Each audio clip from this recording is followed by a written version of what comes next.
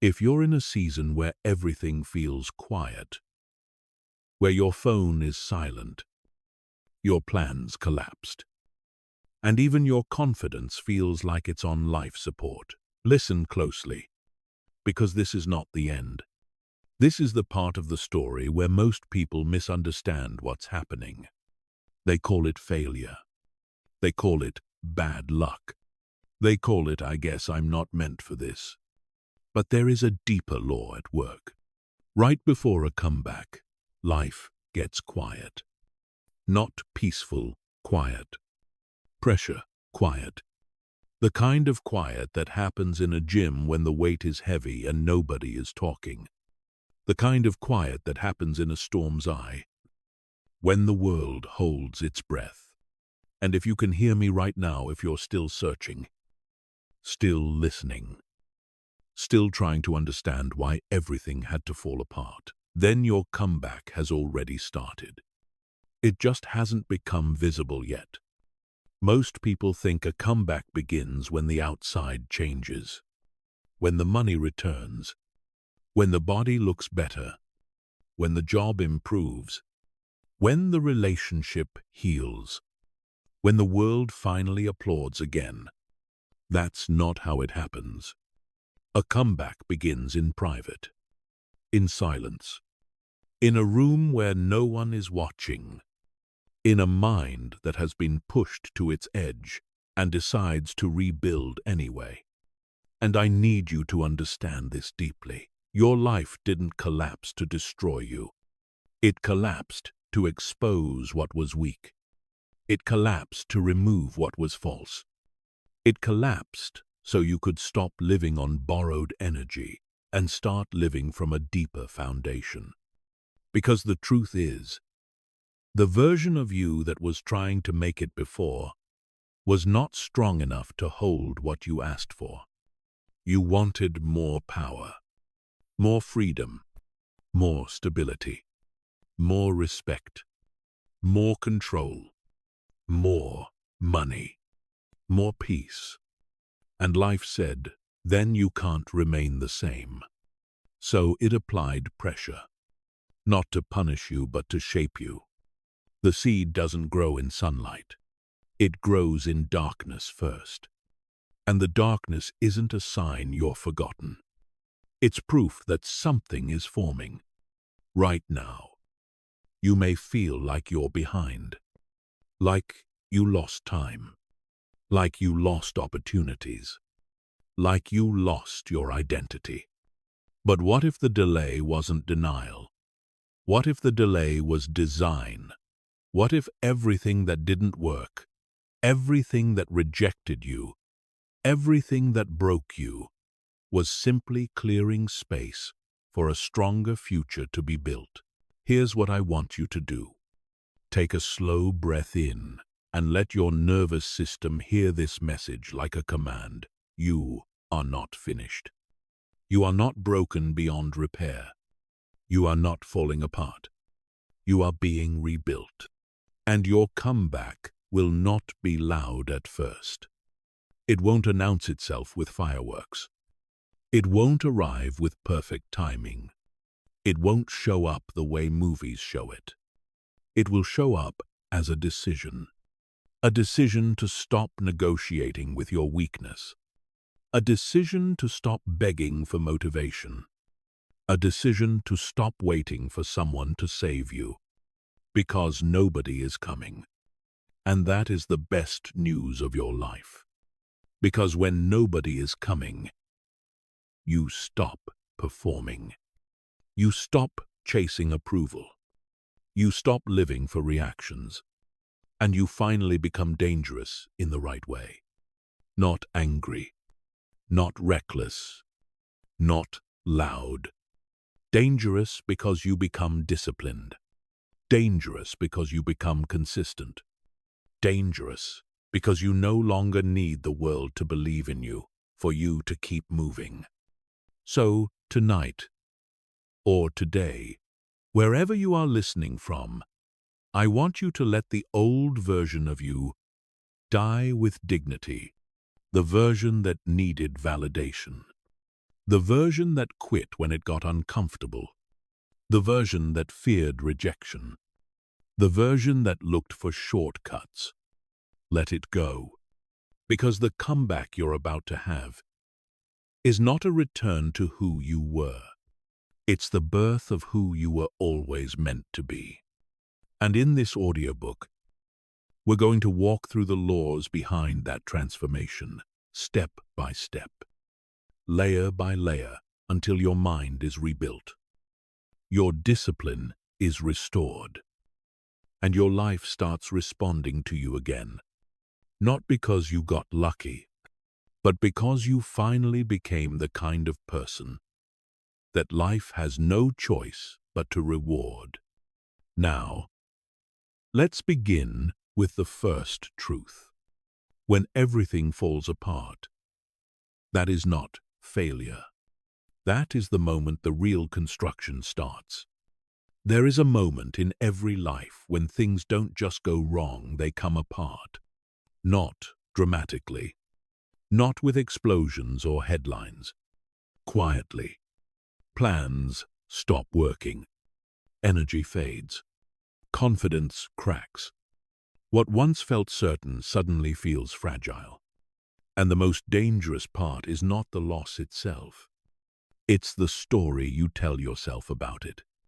Most people see this phase and conclude one thing: I failed. But that conclusion is not truth. It's interpretation.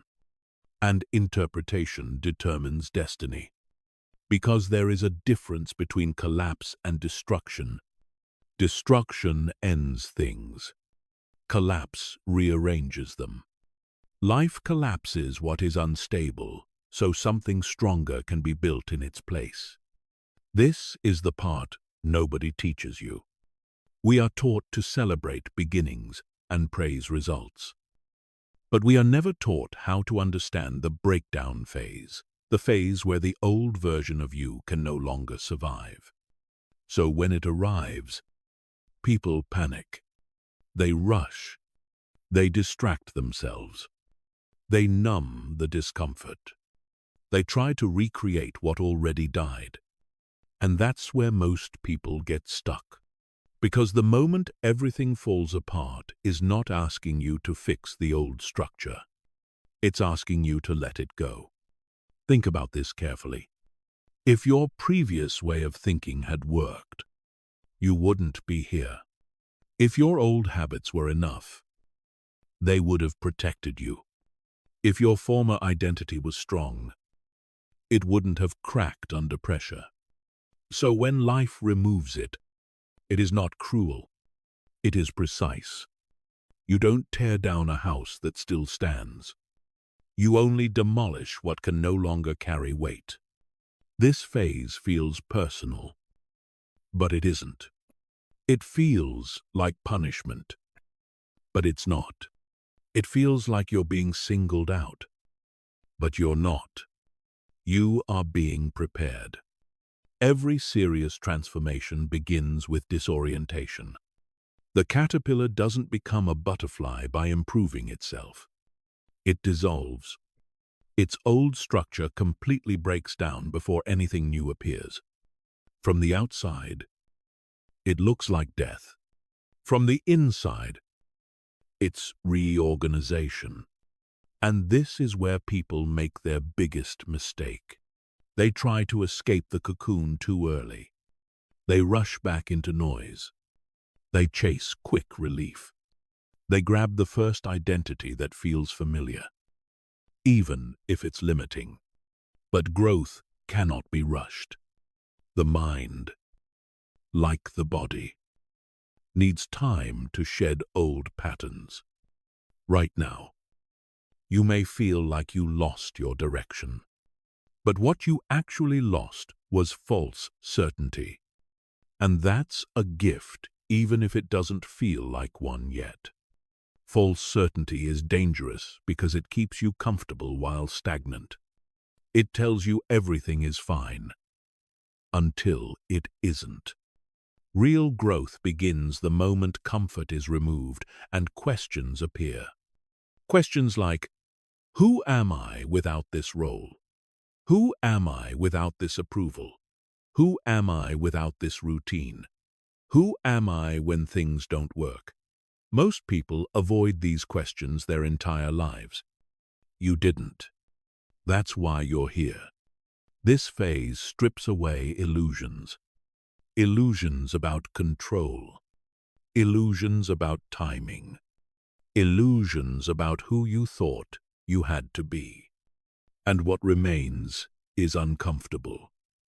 But honest.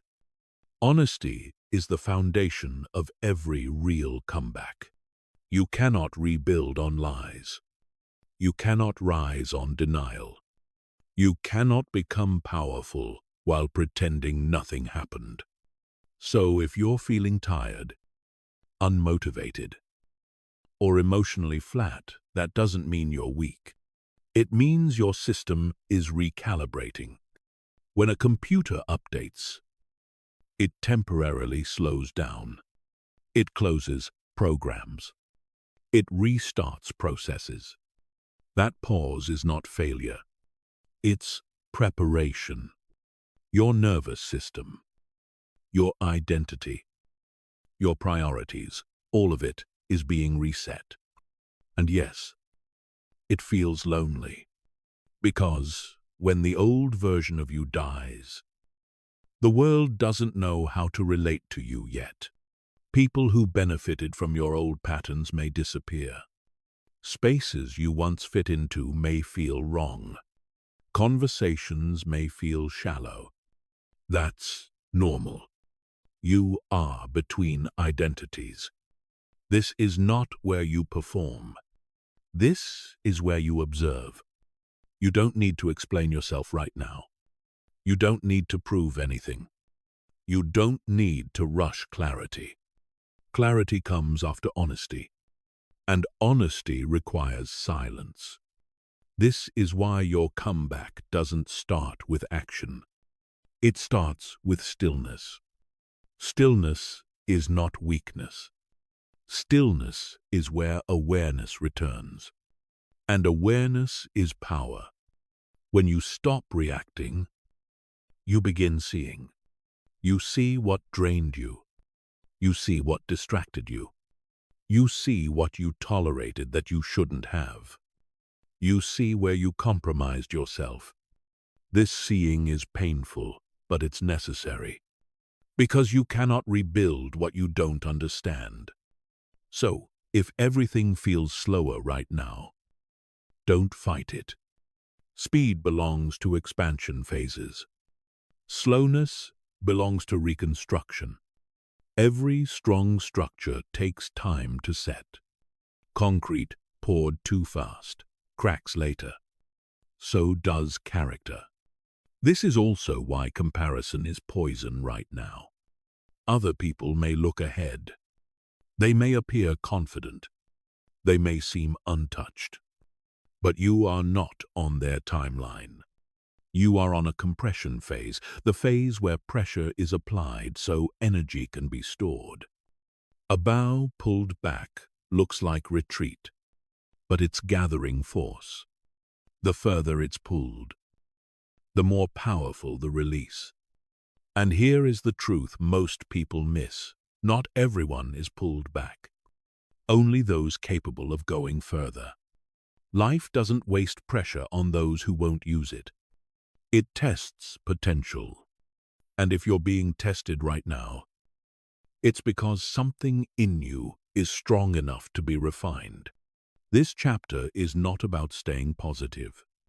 It's about staying present. About not mislabeling a necessary breakdown as a permanent defeat. You are not behind. You are between. Between who you were and who you are becoming.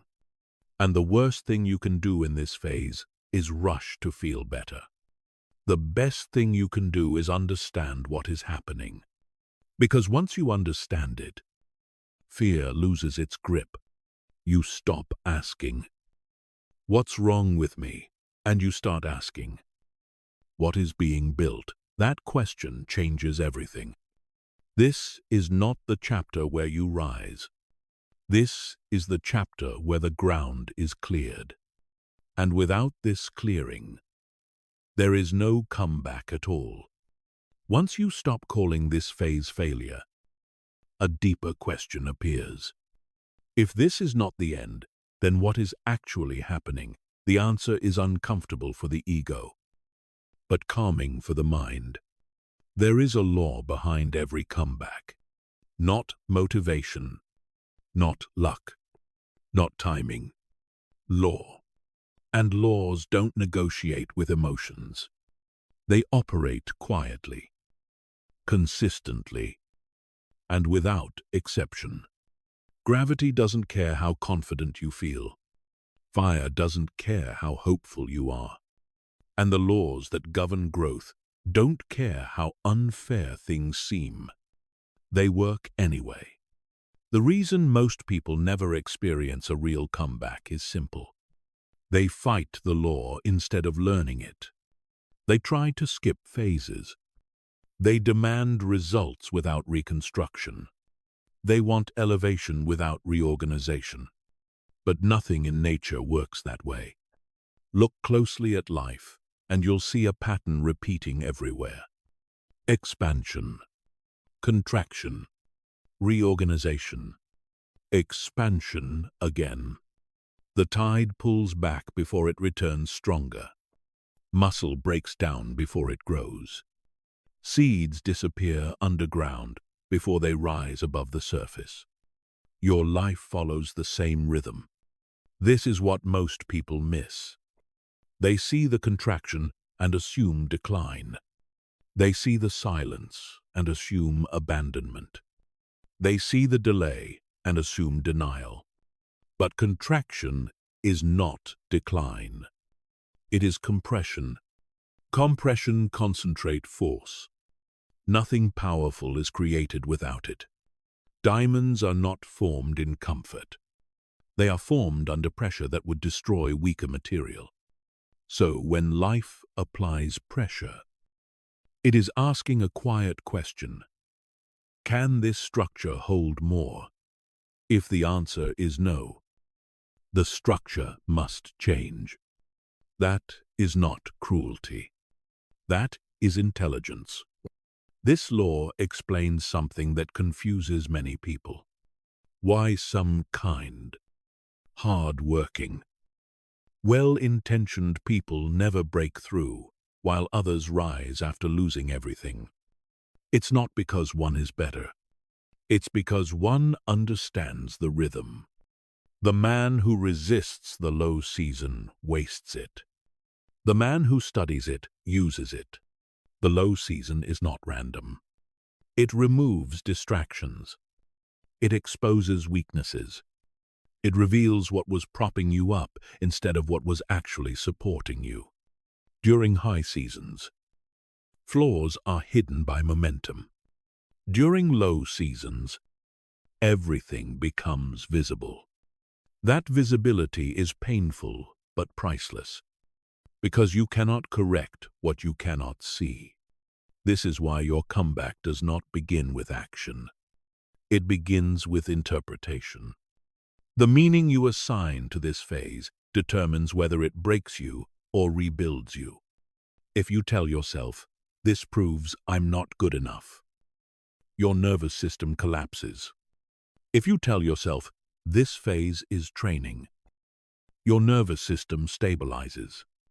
Stability comes before strength, and strength comes before expansion. This is the law. Many people think they are being punished. They are not.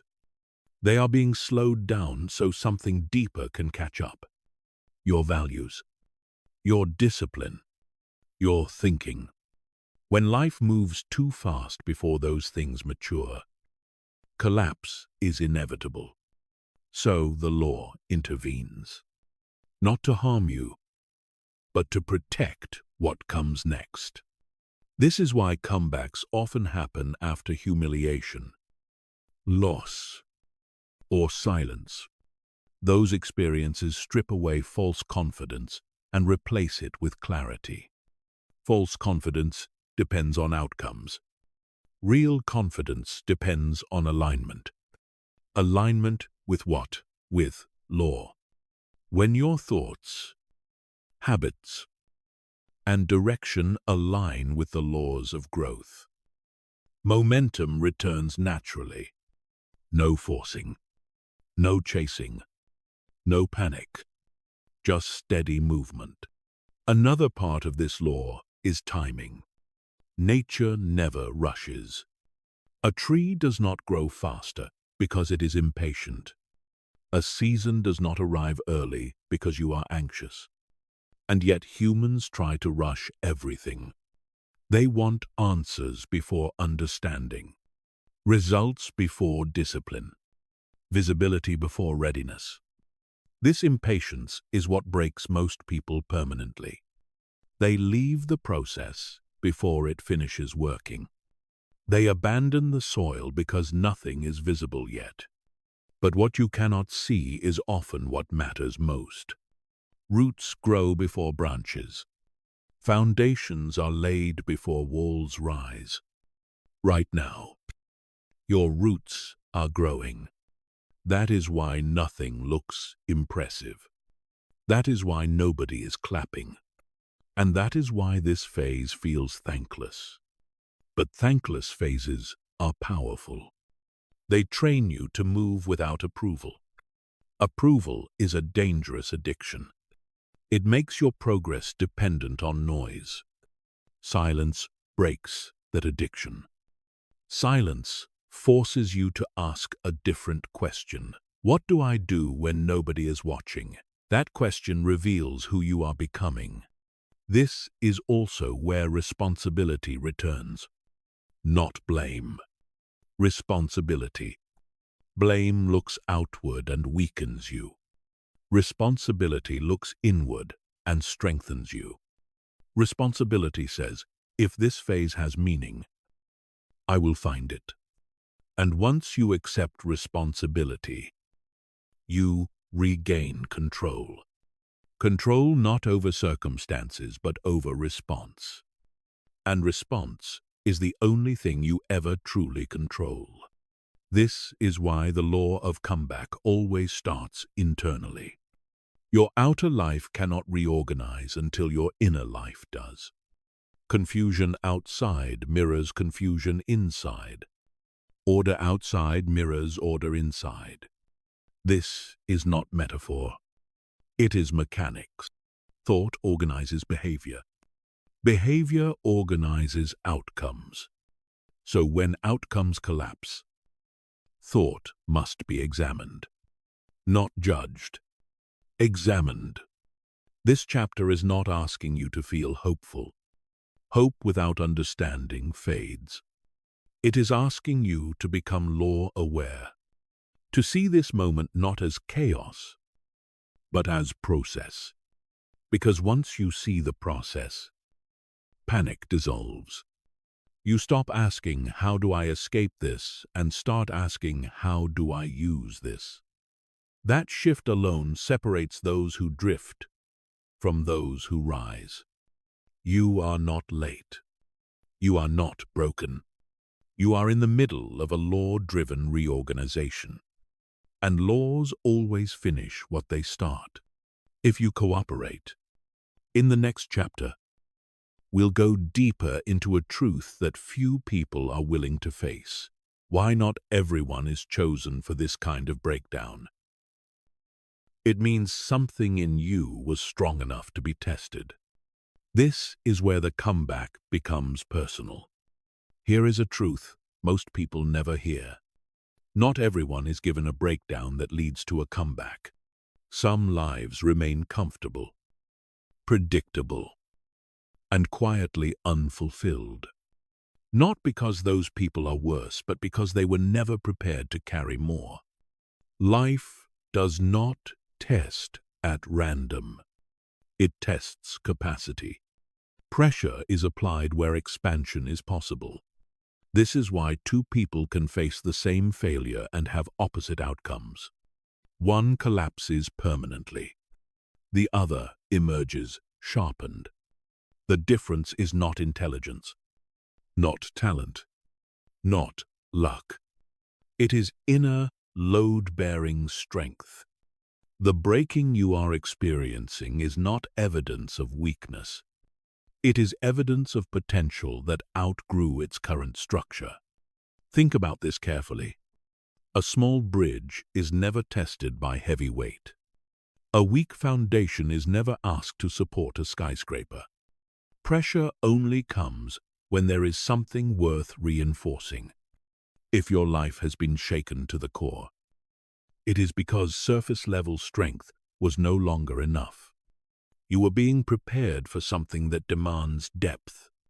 Most people never reach this point because they retreat the moment discomfort appears. They numb. They distract.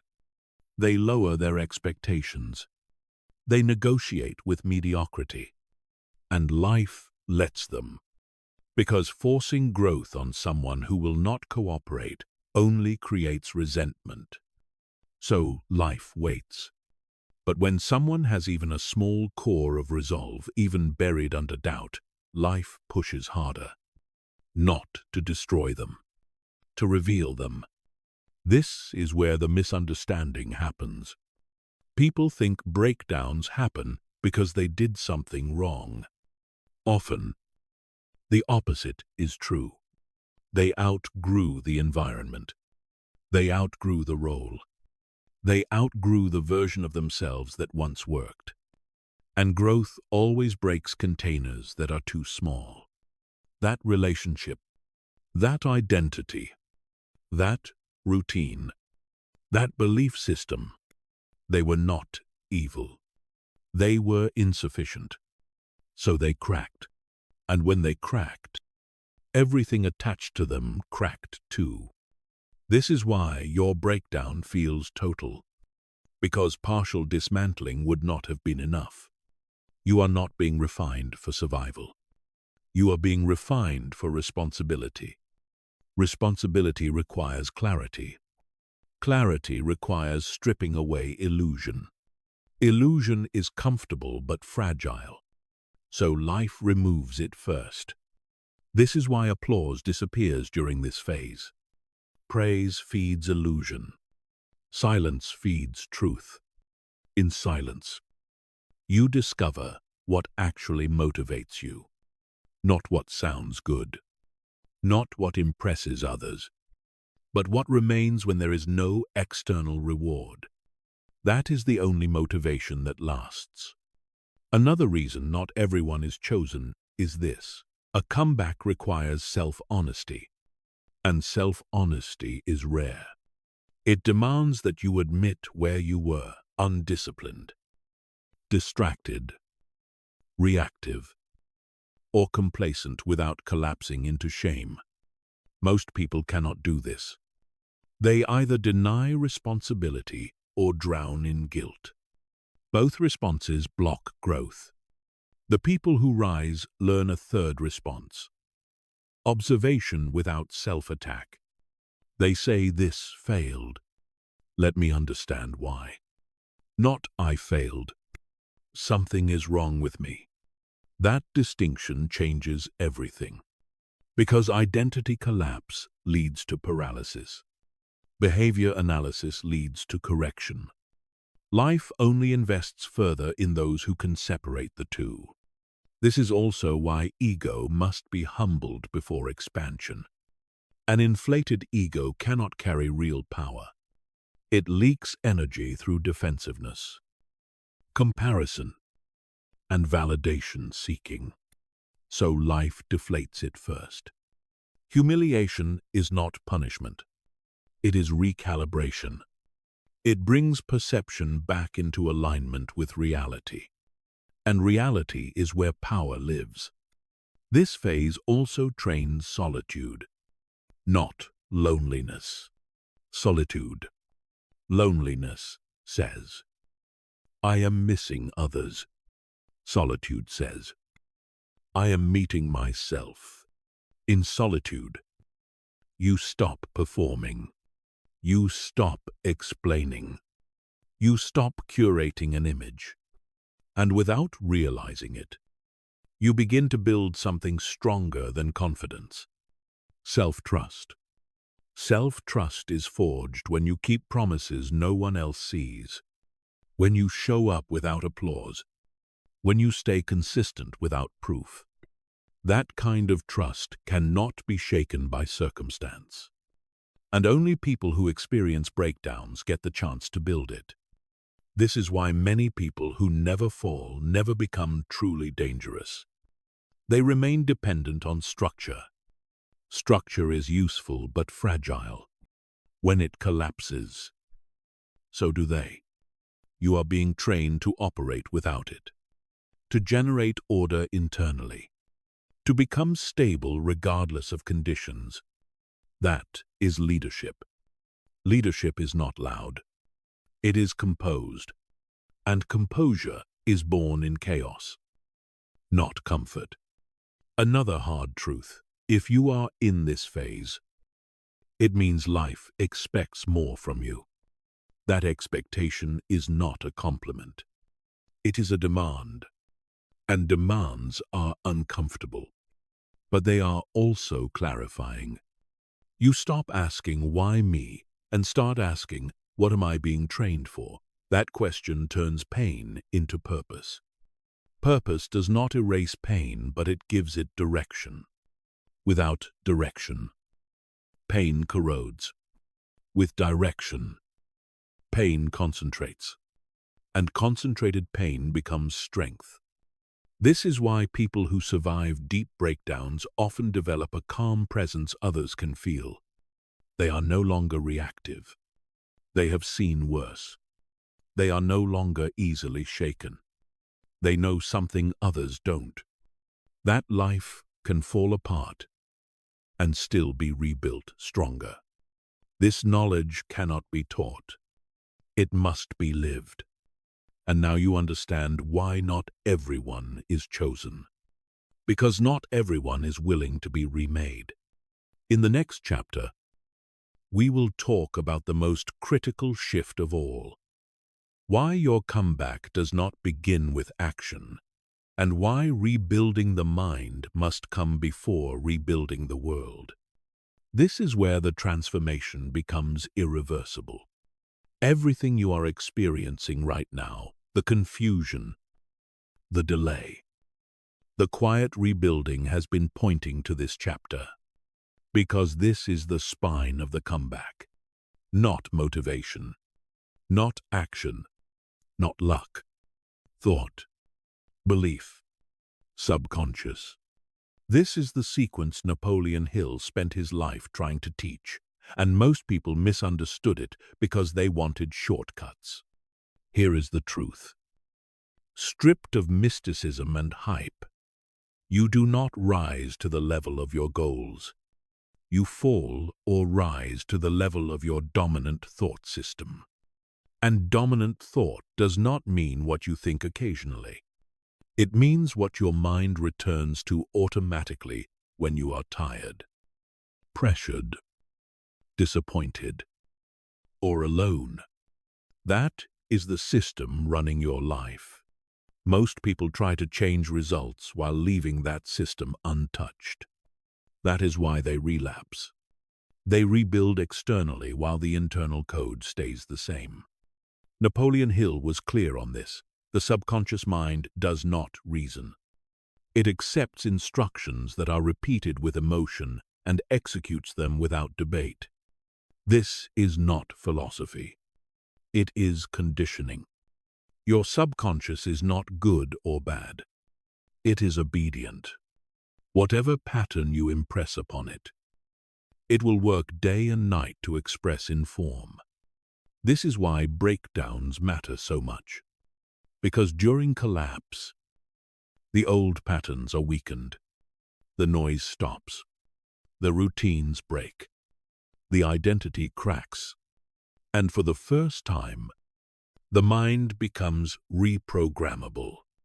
This is why rebuilding the mind must happen now, not later. Not after success returns. If you wait until things improve, the old wiring will already be reinforced again. So let's be precise. Thought is the seed.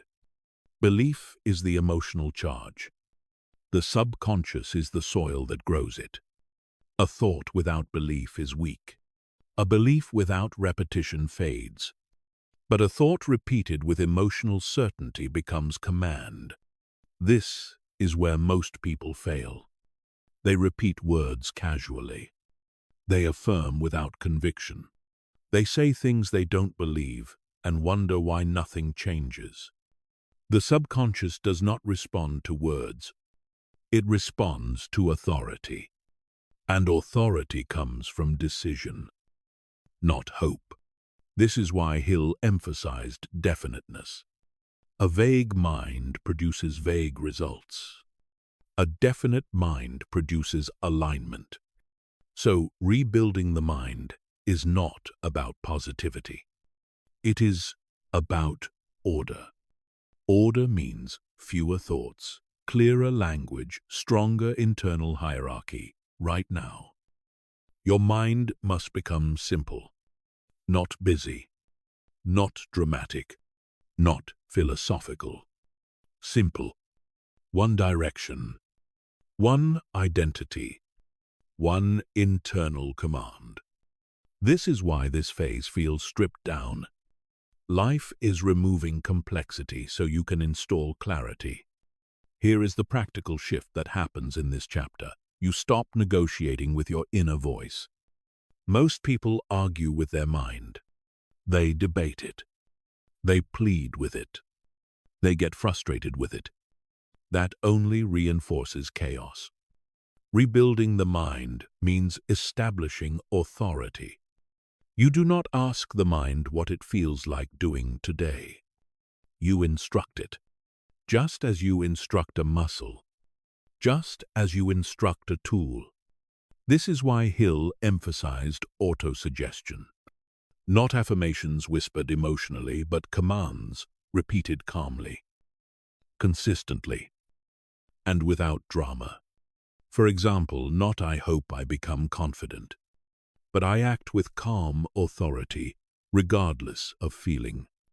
Not "I want things to change," but "I direct my thoughts deliberately." Not "I am trying," but "I decide," and "I follow through." Notice the difference. No emotion. No pleading. No performance. Just order. When spoken repeatedly, especially in quiet moments at night, before sleep, or early morning, these commands bypass the conscious resistance. The subconscious listens when the conscious mind is calm. That is why night listening works. That is why silence matters. That is why this channel exists in the first place. This rebuilding is subtle. You will not feel powerful immediately. What you will feel is less internal friction, less arguing with yourself, less emotional spikes, less panic around uncertainty. That is the sign the system is reorganizing. Another key truth Hill taught and most people ignore: you cannot install new beliefs on top of emotional debris. Resentment, self-pity, regret, bitterness. These must be released not dramatically, but deliberately. Not forgiven emotionally. Released strategically. Why? Because the subconscious cannot build on contradiction. If part of you is commanding progress and another part is feeding resentment, the signal is scrambled. So rebuilding the mind also means mental hygiene. You do not indulge narratives that weaken structure. You observe them. Then you discard them. Not by fighting, by refusing to repeat them. Every repeated thought is reinforcement. What you stop repeating begins to starve. This is not suppression. It is selection. You choose what gets oxygen. This chapter is the turning point. Because once the mind is rebuilt, the rest becomes mechanical. Action becomes easier. Discipline becomes quieter. Momentum becomes natural. Not because life suddenly cooperates, but because you are no longer internally divided. A divided mind leaks energy. An ordered mind compounds it. This is why Napoleon Hill called this the foundation. Without it, desire burns out. Discipline feels heavy. Faith becomes emotional. With it, desire becomes steady. Discipline becomes neutral. Faith becomes internal order. You stop needing proof. Because your mind is no longer asking for permission. And this is where the comeback crosses a line. From fragile to inevitable. In the next chapter, we will talk about faith without noise. Not faith as hype. Not faith as emotion. But faith as internal alignment. The kind of faith that feels calm, grounded, and immovable. The kind that doesn't shout. The kind that wins quietly. Most people misunderstand desire. They think desire is urgency, restlessness, emotional hunger, that intense feeling that something must happen now. That is not real desire. That is impatience wearing motivation's mask. True desire is quieter than that. It does not shout. It does not rush. It does not burn out. Real desire is steady heat. It stays lit when emotion fades. It survives boredom. It remains when no one is watching. And this is why most people never complete a comeback. They confuse emotional intensity with commitment. Emotional desire flares fast and dies just as quickly. Disciplined desire lasts. Napoleon Hill called it burning desire, but he never meant chaos. He meant definite, sustained intention guided by structure. Desire without discipline is dangerous. It creates impatience. It creates shortcuts.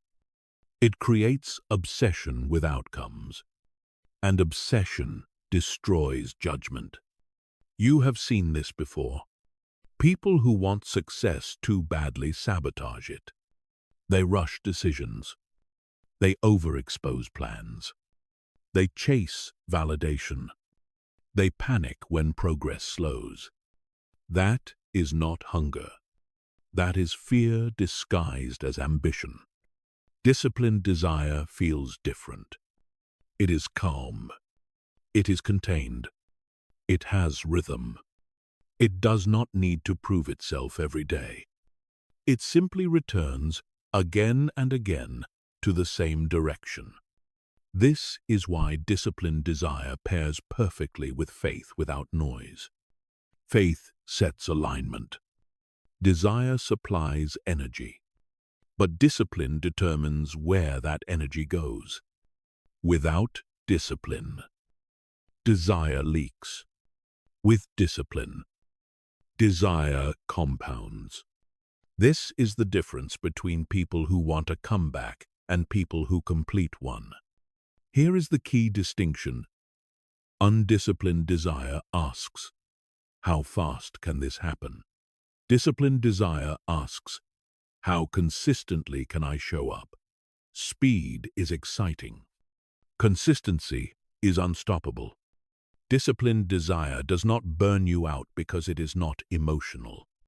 It does not spike cortisol. It does not live on adrenaline. It does not demand constant stimulation. It operates on commitment, not excitement.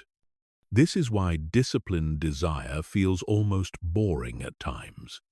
It repeats the same actions. It follows the same routines. It returns to the same priorities. And boredom scares people. Because boredom feels like stagnation, when in reality, it is stabilization. The mind must become comfortable with repetition before progress can accelerate. This is why disciplined desire always expresses itself through habits, not dramatic moves, not public declarations, not big gestures, small actions, daily structure, quiet execution. This is where desire becomes embodied. It stops being something you feel and becomes something you do. You no longer ask, "Do I feel like this today?" You ask, "What is my rhythm?" And you follow it. This is why disciplined desire is immune to mood. Bad day, you still show up. Good day, you still show up. No feedback, you still show up. Desire becomes identity, and identity does not negotiate. Another crucial shift happens here. You stop fantasizing about outcomes. Fantasizing wastes energy. It creates emotional satisfaction without progress. Disciplined desire redirects imagination into structure. You think less about what it will look like and more about what must be done today. This protects your nervous system. You are no longer living in future tension. You are grounded in present execution. This is why disciplined desire feels sustainable. It does not overload the mind with expectations. It narrows focus. One direction, one set of behaviors, one identity under construction. This is also why disciplined desire is quiet. You stop telling people what you are becoming. Not because you are secretive, but because explanation dilutes energy. Energy spoken prematurely loses pressure. Pressure is needed for transformation. So disciplined desire stays internal. It becomes private, sacred, protected. You do not expose it to opinions. You do not defend it. You do not seek reassurance for it. You build it. And only later, when results are undeniable, does the world find out. This chapter marks an important internal shift. You are no longer chasing your comeback. You are feeding it with routine, restraint, repetition, patience. Desire becomes something you tend to not, something you chase. And that is when it stops exhausting you. This is also why disciplined desire creates calm power. There is no inner urgency, no desperation, no emotional swinging, just steady movement, the kind that accumulates. In the next chapter, we will make this visible. Discipline is the proof, not motivation, not belief, not words. Discipline is the only evidence that a comeback is already underway. Because discipline means the identity has shifted, even if the world has not noticed yet. And when discipline is present, time always works in your favor. There is one thing that never lies. Not emotion, not intention, not belief, not confidence. Discipline. Discipline is the only proof that a comeback is already happening. Not because it looks impressive, not because it feels powerful, but because discipline leaves a trail reality cannot ignore. Reality does not respond to what you hope for. It does not respond to what you say you want. It responds to what you do repeatedly, especially when there is no reward attached. This is where fantasy ends and transformation begins. Up to this point, everything has been internal. The collapse, the silence, the reordering of the mind, the quiet faith, the disciplined desire. Now, life asks a simple question. Will you show up when nothing is visible? Yet this is where most people fail, not because they are weak, but because they misunderstand what discipline really is. They think discipline is intensity. They think it is punishment. They think it is forcing yourself through pain. That is not discipline. That is violence against the nervous system. True discipline is far quieter than that. Discipline is self-respect made consistent. It is the decision to honor your word even when no one is listening. It is the choice to act according to principle instead of mood. It is the refusal to abandon structure just because emotion has changed. This is why discipline feels boring, and boredom terrifies people. Because boredom removes stimulation, and stimulation has become the substitute for purpose. But boredom is not emptiness. Boredom is stability before acceleration. Every system that grows must first stabilize. A building cannot rise until the foundation settles. A body cannot perform until the nervous system regulates. A life cannot expand until behavior becomes predictable. Predictability is not weakness. Predictability is trustworthiness. And trustworthiness is what life rewards. This is the secret most people never learn. Life does not reward talent. It does not reward intelligence. It does not reward desire.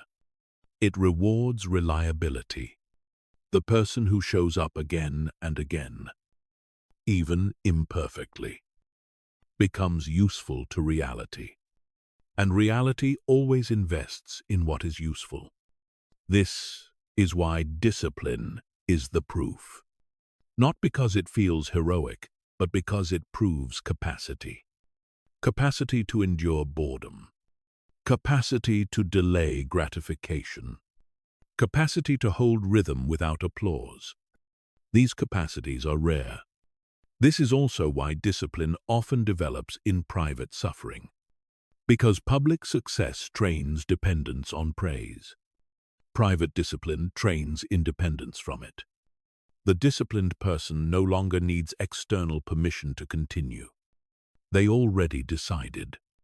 This decision changes something subtle but powerful. You stop asking yourself if you feel like it. That question disappears. In its place appears a different question. What is my standard? And standards do not negotiate. Standards do not argue with fatigue. Standards do not beg motivation. Standards do not collapse under disappointment. Standards simply exist, and behavior aligns around them. This is the moment discipline becomes identity. You are no longer trying to be consistent. You are consistent. And identity is the strongest force in human behavior. Once identity shifts, effort decreases. The work stays the same, but resistance dissolves. This is why disciplined people look calm.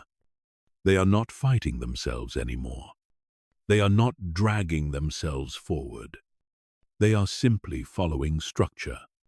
And structure creates peace. Another misunderstanding must be corrected here. Discipline is not about doing more. It is about doing less. Consistently. Most people sabotage their comeback by trying to fix everything at once. They overload the system. They demand perfection. They increase pressure. Pressure without structure breaks people. Structure without pressure builds them. Discipline chooses simplicity. One routine.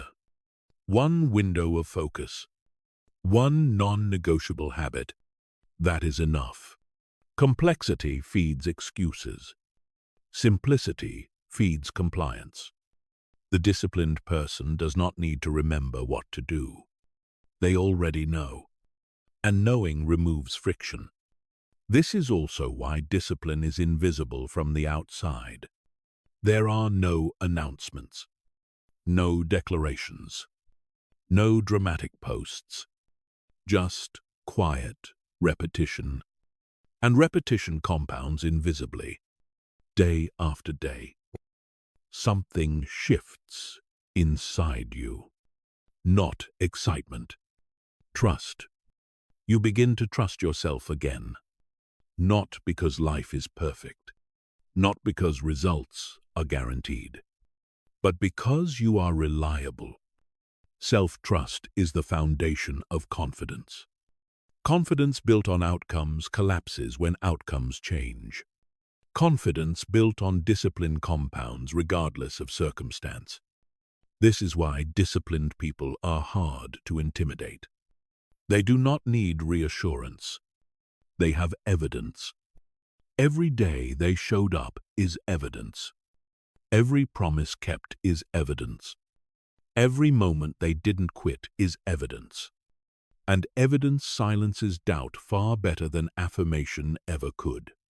Discipline also rewires your relationship with failure. Failure no longer feels like identity collapse. It becomes feedback. If you fail but return to structure, you are still winning. If you miss a day but resume, you are still aligned. If you stumble but do not abandon the path, nothing is lost. Only quitting erases momentum. Everything else is data. This realization removes fear, because fear feeds on fragility. Discipline creates solidity. A solid person is not afraid of storms. They have already proven they can endure. This is why discipline feels grounding. It anchors you in behavior rather than emotion. Emotion is unstable. Behavior can be chosen. And what you choose repeatedly becomes who you are. This is the deeper reason discipline attracts opportunity. Not because the universe is impressed, but because systems align around reliability. People trust disciplined individuals. Projects gravitate toward them. Timing improves around them. Not magically. Mechanically, because reliability reduces friction. And friction is what blocks progress. At this stage of your comeback, something important is happening. Even if the world has not changed, yet you have. You are no longer waiting to feel ready. You are acting as someone who already decided. This is why discipline is the proof. Not proof for others, proof for life itself. Life now sees someone who will not disappear at the first sign of discomfort. And life responds to that. Quietly, gradually, inevitably.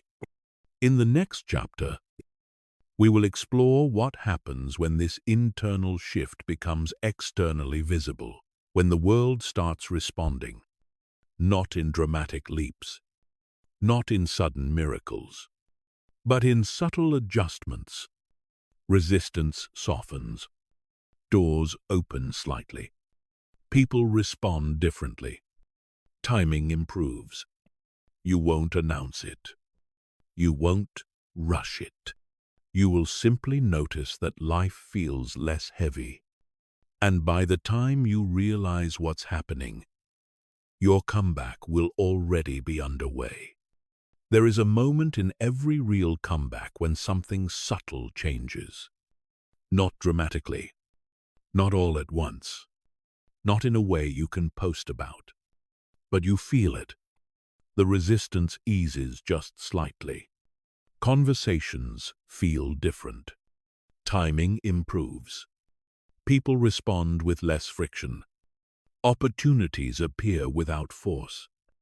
Nothing looks extraordinary on the surface, but inside, you recognize it instantly. The world has started responding. This is not luck. This is not coincidence. And it is definitely not sudden success. This is alignment becoming visible.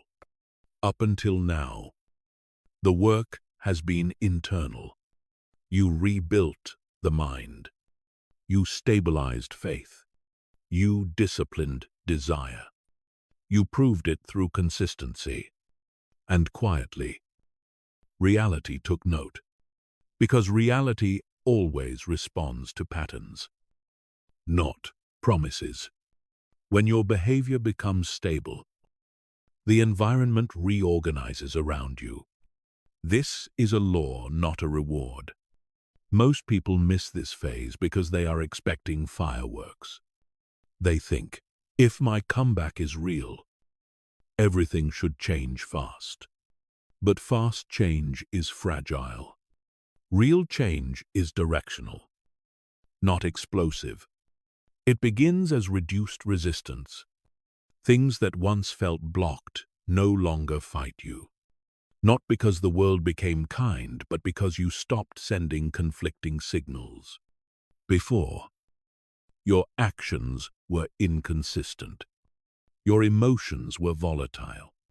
Your decisions were reactive. That created noise. Noise confuses reality. Now, your signal is clean. Clear intention. Consistent behavior. Calm execution. And when the signal becomes clear, the response becomes inevitable. This is why people begin treating you differently. Not because you demanded respect, not because you explained yourself, but because your presence has changed. You speak slower. You react less. You choose more carefully. People sense stability instinctively. Humans trust what feels grounded. They lean toward it. They cooperate with it. They invest in it. This is why doors begin to open quietly. Someone returns your message. An idea lands at the right moment. A problem resolves with less effort. A connection appears naturally. Nothing feels forced. That is how you know this phase is real. Forced success burns out. Aligned success sustains. Another sign, the world is responding. Your decisions become cleaner. You hesitate less. You second-guess less. You don't need constant reassurance. Because the internal conflict is gone. You are no longer negotiating with yourself. And when you are not divided internally, the external world mirrors that coherence. This is why outcomes start lining up. Not perfectly, not immediately, but progressively. One thing leads to another. Momentum builds quietly. Energy compounds. Most people sabotage this phase by rushing. They feel things improving and immediately overreach. They expand too fast. They expose plans prematurely. They chase validation, and the alignment collapses. This is why humility matters here. When the world starts responding, you do not announce it. You protect it. You stay disciplined. You stay calm. You stay patient. Because early alignment is delicate, like a flame that just caught. Blow on it too hard and it goes out. This phase also tests ego. You may feel the urge to prove that you were right, to show those who doubted you, to reclaim lost status. That urge is understandable, but it is also dangerous. Because ego reintroduces noise, and noise disrupts alignment. The strongest move here is restraint. Let the results speak later. This is also when you realize something profound. You no longer need external confirmation. You feel the shift, and that feeling is enough. You know your habits are solid. You know your mind is ordered. You know your direction is clear. So whether the world reacts today or next month becomes irrelevant. You are no longer waiting. You are moving. This changes how time feels. Before, time felt heavy, like something working against you. Now, time feels neutral, even supportive, because every day compounds rather than drains. This is why disciplined people seem patient. They are not waiting for the future. They are building it daily. And daily building removes urgency. Urgency is a sign of instability. Calm momentum is a sign of mastery. Another sign the world is responding. Problems no longer feel personal. Challenges still arise. Delays still happen. But they no longer shake you. You handle them. You adjust. You continue. Emotion is no longer hijacking strategy. This makes you effective. And effectiveness attracts cooperation. People help those who are composed. They avoid those who are chaotic. This is why your environment changes without confrontation. You did not demand better conditions. You became better organized. And order always reshapes its surroundings. At this stage, something else becomes clear. You are no longer trying to get back to who you were. That person is gone. And you are grateful for it. Because the version of you that collapsed could not have sustained what is coming. The person you are now can. That is why this is not a return. It is a progression. A quieter, stronger version of yourself, moving through the world with less friction. And now, the final chapter awaits. Because there is one last realization that completes the comeback. This was never about returning to your old life.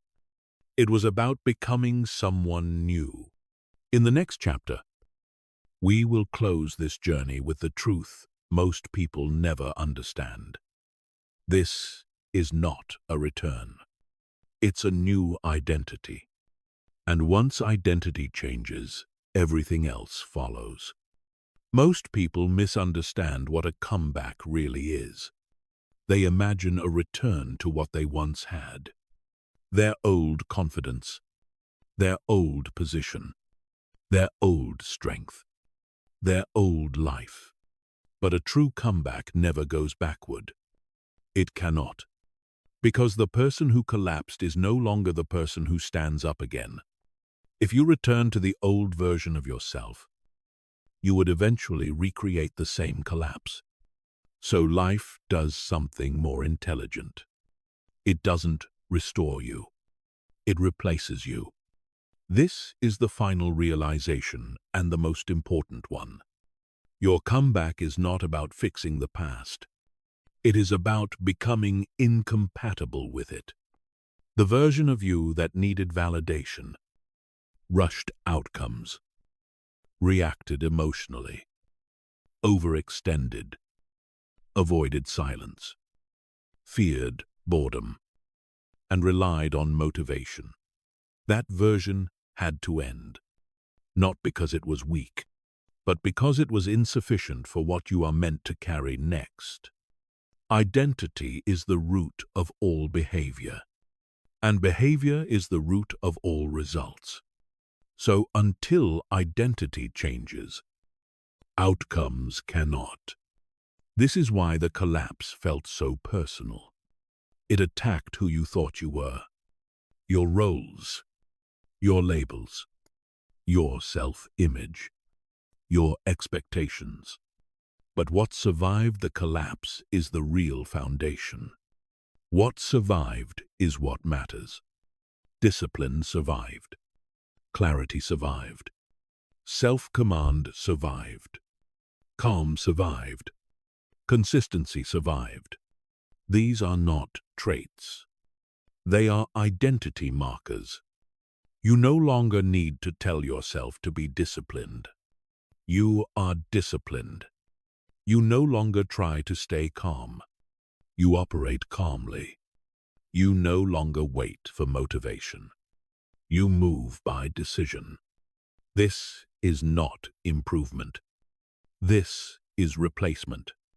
And replacement feels strange at first, because the world still sees the old version of you.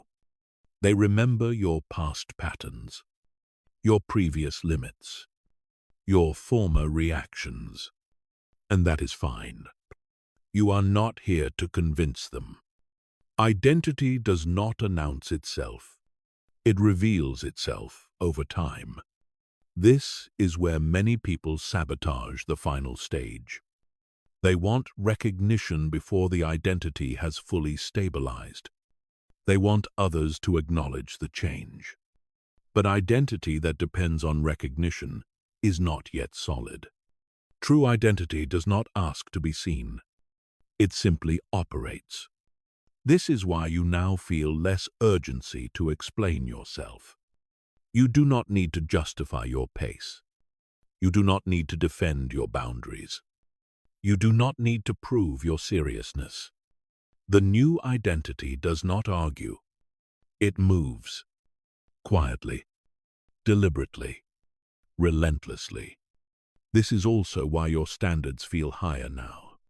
You tolerate less chaos, less drama, less distraction, less emotional noise. Not because you are cold, but because you know what disorder costs. You have paid the price before, and you are no longer willing to live that way. This is not arrogance. This is self-respect. Another sign identity has shifted. You no longer romanticize struggle. You understand it, but you do not seek it. You also do not fear it. Struggle is now information, not identity. You adjust. You adapt. You continue. No self-pity. No drama.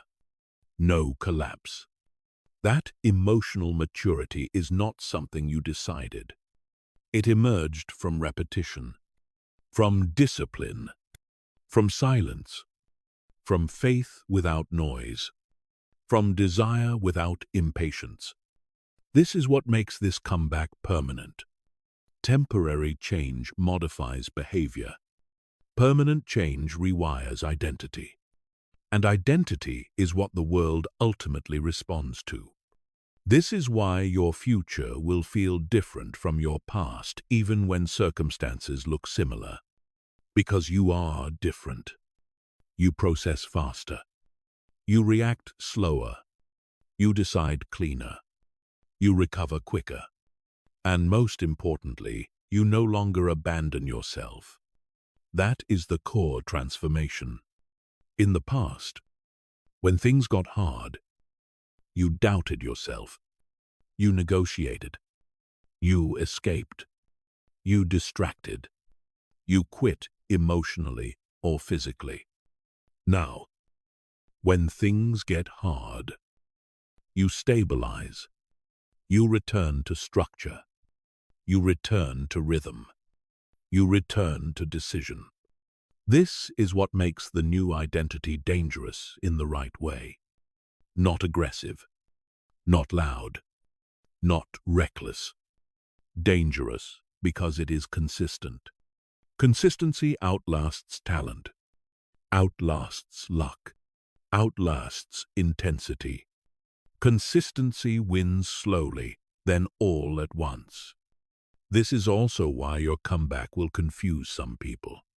They expect the old reactions, the old patterns, the old limits, but they will not find them. They will find composure. They will find restraint. They will find boundaries. They will find reliability. And reliability creates trust. Trust creates opportunity. Opportunity compounds, not dramatically, not overnight, but inevitably. This is also why you must not rush the final stage. Identity needs time to harden, just like steel. It is forged under heat but it becomes strong through cooling. Cooling happens in silence, in repetition, in days that look ordinary from the outside. Do not rush visibility. Let solidity finish its work. Because once identity is set, nothing external can destabilize it.